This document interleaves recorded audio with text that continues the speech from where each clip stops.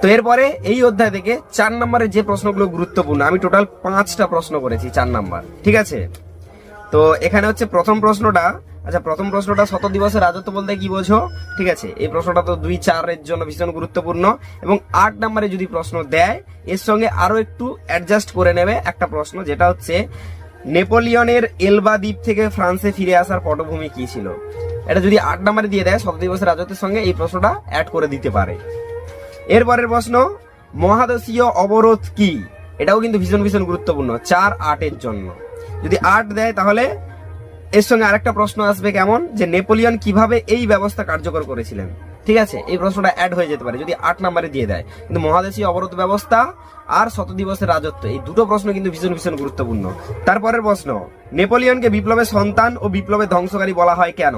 4+4 যদি 4 নম্বরে দিয়ে দেয়, দেখো 2 নম্বরের জন্য 4 নম্বরের জন্য তো ভীষণ ভীষণ গুরুত্বপূর্ণ। এই নেপোলিয়নকে বিপ্লবের ধ্বংসকারী বলা হয় কেন, বা নেপোলিয়নকে বিপ্লবের সন্তান বলা হয় কেন।